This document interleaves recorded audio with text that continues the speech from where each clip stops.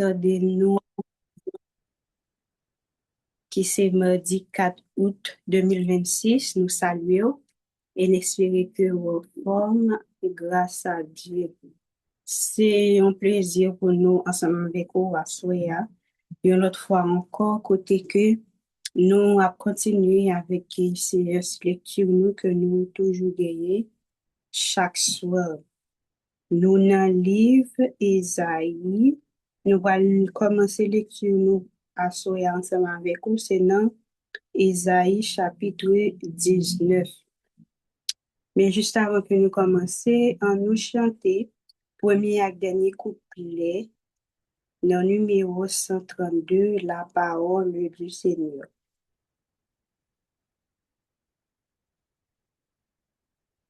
La parole du Seigneur est la source jaillissante, où peut toujours notre cœur étancher sa soif ardente. Mon Dieu du livre sacré, répand la grâce infinie. Conduis tout cœur altéré à la fontaine de vie.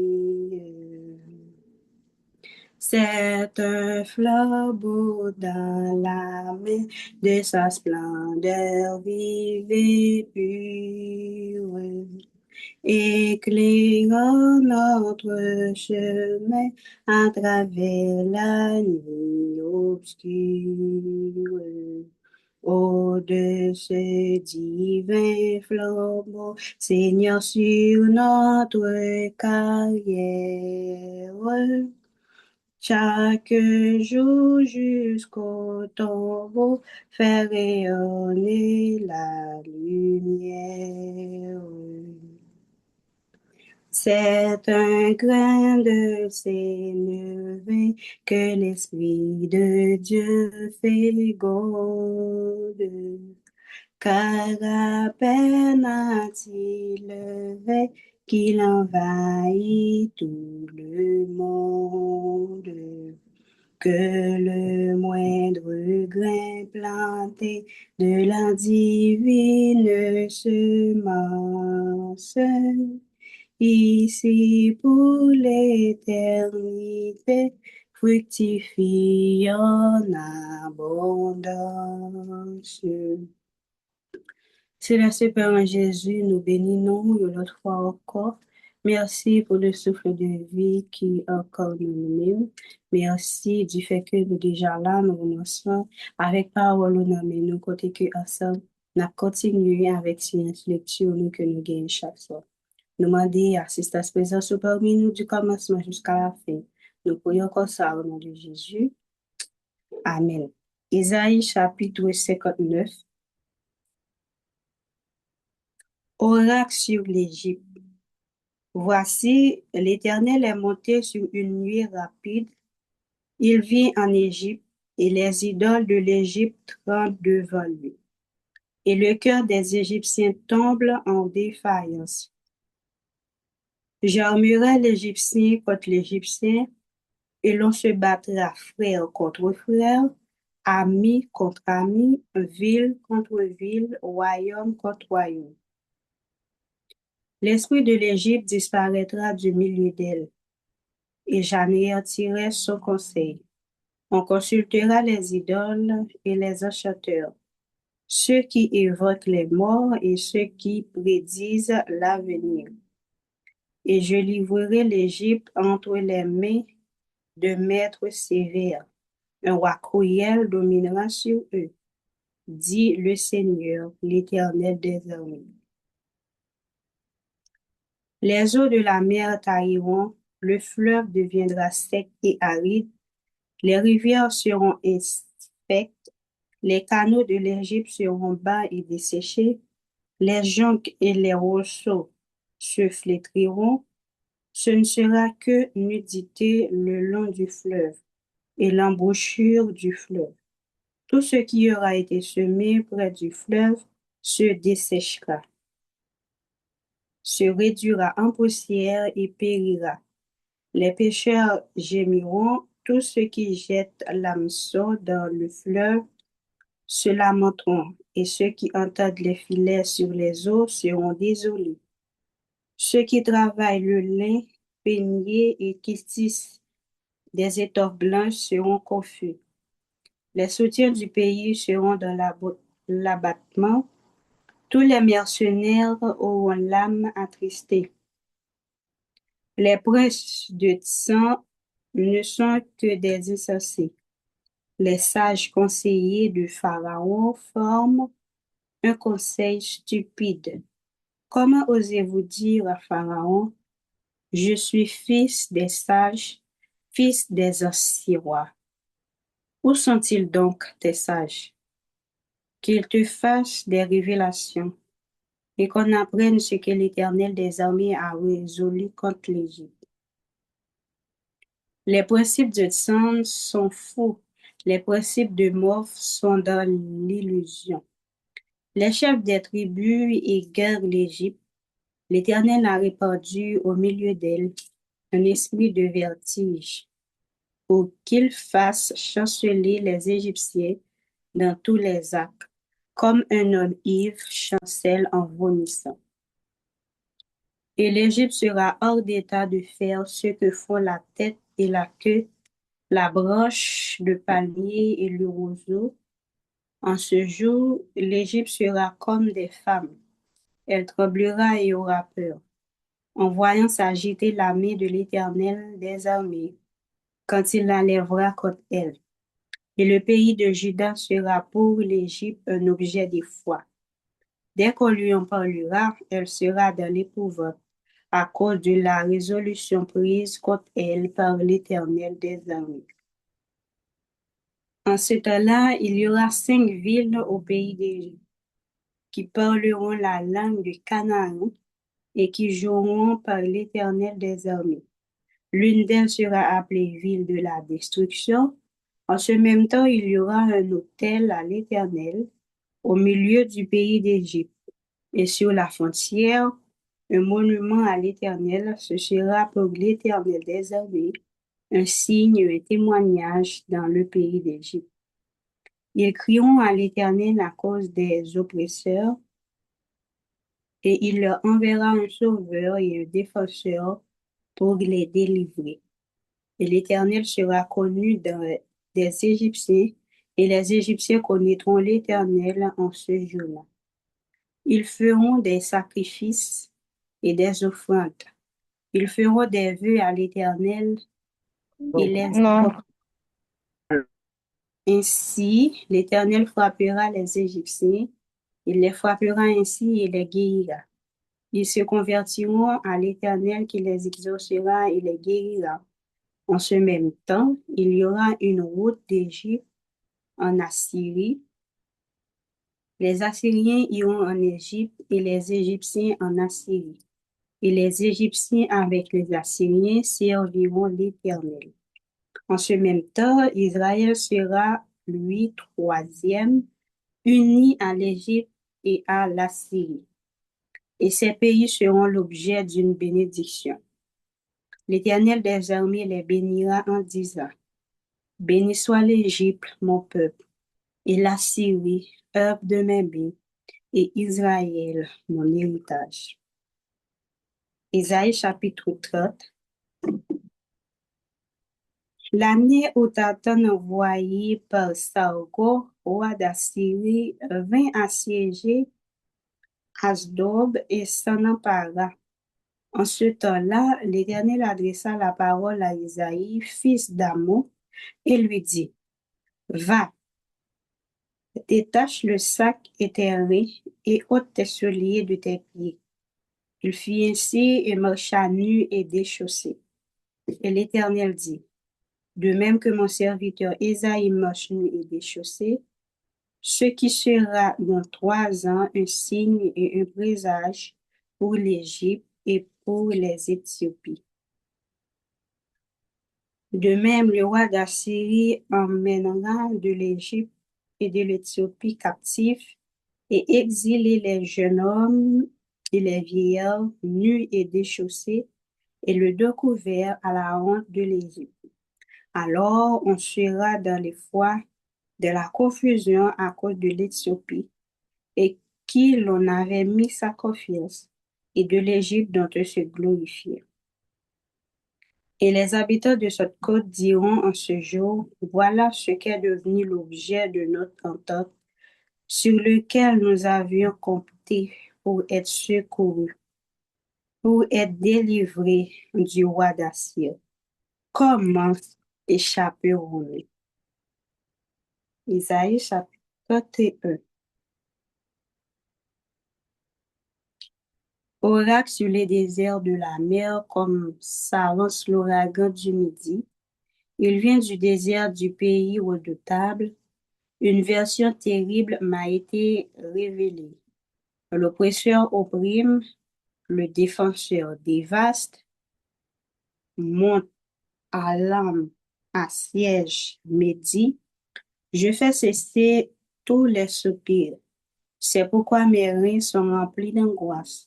Des douleurs me saisissent, comme les douleurs d'une femme en travail. Les spasmes m'empêchent d'entendre. Le tremblement m'empêche de voir. Mon cœur est troublé. La terreur s'empache de moi. La nuit de mes plaisirs devient une nuit d'épouvante. On dresse la table, la garde de ville, on mange, on boit. Debout, prince, oignez le bouclier, car ici m'a parlé le Seigneur. Va, place le sentinelle, qu'elle annonce ce qu'elle verra. Elle vit de la cavalerie, des cavaliers deux à deux, des cavaliers sur des ânes, des cavaliers sur des chameaux, et elle était attentive, très attentive, puis elle s'écria comme un lion. Seigneur, je me tiens sur la tour toute la journée, et je suis à mon poste toutes les nuits. Et voici, il vient de la cavalerie des cavaliers deux à deux. Elle prit encore la parole et dit, elle est tombée, Babylone, et toutes les images de ses dieux sont brisées par terre. Ô mon peuple qui a été battu comme un grain de monnaie, ce que j'ai appris de l'Éternel des armées, Dieu d'Israël, je vous l'ai annoncé. Oracle du mât, on me crie de Séhir. Sentinelle, que dis-tu de la nuit? Sentinelle, que dis-tu de la nuit? La sentinelle répond, le matin vient et la nuit aussi. Si vous voulez interroger, interrogez. Convertissez-vous et revenez. Oracle sur l'Arabie. Vous paraissez la nuit de les broussailles de l'Arabie, caravane de dedans. Portez de l'eau à ceux qui en ont soif.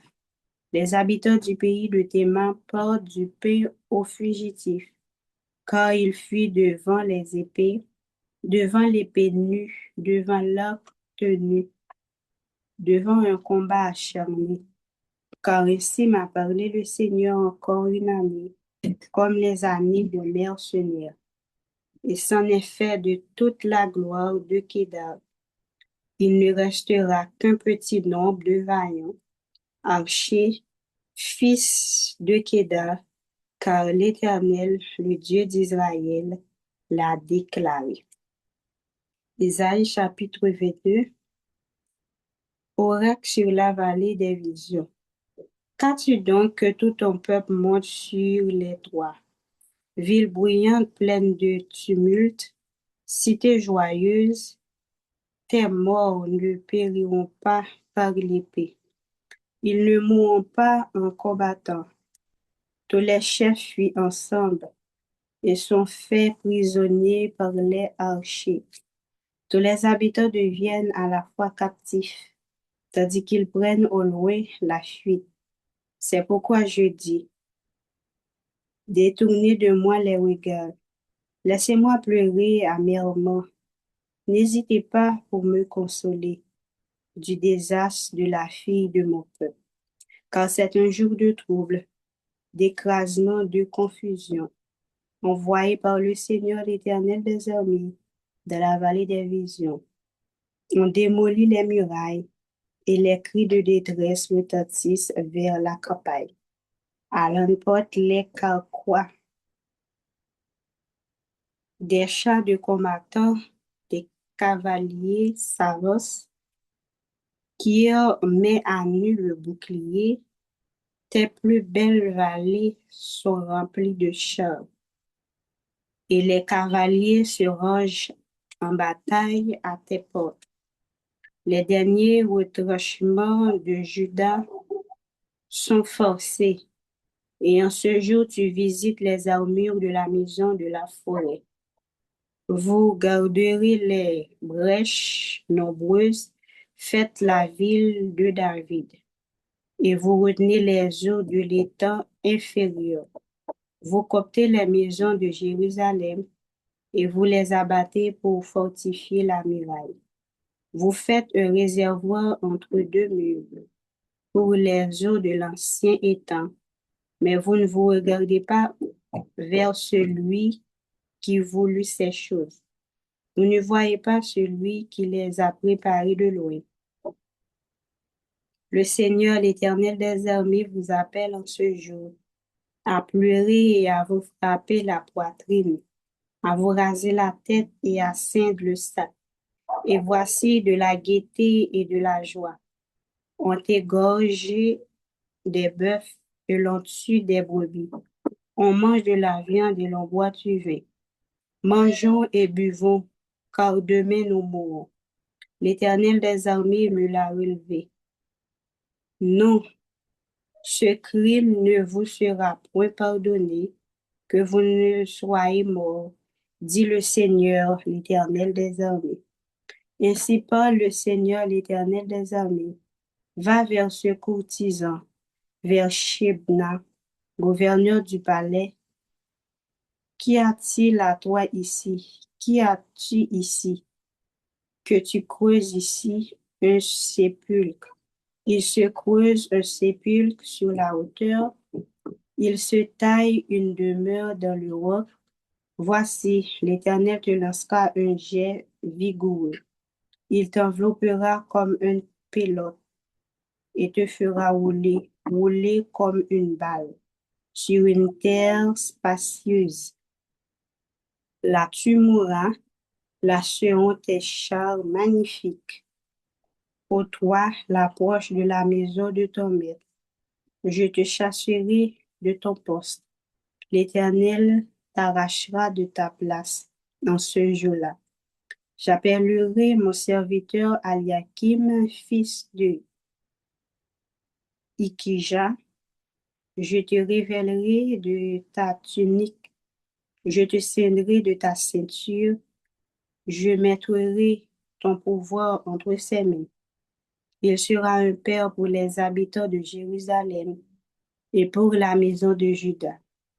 Je mettrai sur son épaule la clé de la maison de David. Quand il ouvrira, nul ne fermera. Quand il fermera, nul n'ouvrira. Je l'enfoncerai comme un clou dans un lieu sûr, et il sera un siège de gloire pour la maison de son père. Il sera le soutien de toute la gloire de la maison de son père, des rejetons nobles et ignobles, tous les petits ustensiles des bassins comme les vases. En ce jour, dit l'Éternel des armées, le clou enfoncé dans un lieu sûr sera enlevé. Il sera abattu et tombera, et le fardeau qui était sur lui sera détruit, car l'Éternel a parlé. Juste avant de nous céder le micro, nous faisons un coup de prière. Éternel des armées, nous bénissons, nous exaltons, nous bénissons du fait que tu es avec nous pendant que nous t'appelons parole. Et nous allons céder place là avec l'autre intervenant qui a bien pour rendre le programme à soya possible. Et assistance présence capable toujours rester bon côté nous jusqu'à ce que nous finissions. Nous prions comme ça, au nom de Jésus, lui qui vit, qui règne de maintenant au siècle des siècles. Amen.